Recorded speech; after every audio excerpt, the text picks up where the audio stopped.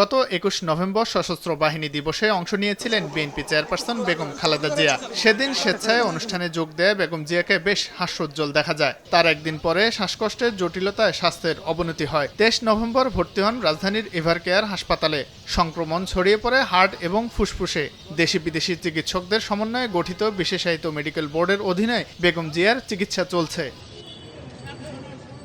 বৃহস্পতিবার দুপুরে বেগম জিয়ার শারীরিক অবস্থা নিয়ে ব্রিফ করেন ডাক্তার AZM জাহিদ হোসেন। তিনি জানান, বেগম জিয়ার শারীরিক অবস্থা আগের মতোই আছে, তবে ঠিকমতো চিকিৎসা গ্রহণ করতে পারছেন তিনি।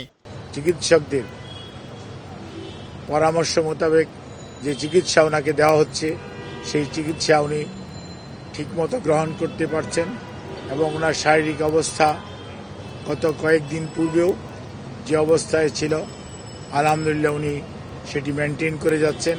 ম্যাক্স, দেশের সবচেয়ে শক্তিশালী 52.5 এন গ্রেডের PCC সিমেন্ট। ডাক্তার জাহিদ দেশবাসীর কাছে বেগম জিয়ার সুস্থতা কামনায় দোয়া চান। দেশের মানুষের কাছে মহান রব্বুল আলামিনের কাছে দোয়া করার জন্য আহ্বান জানাতে চাই, যাতে দেশনেত্রী বেগম খালেদা জিয়া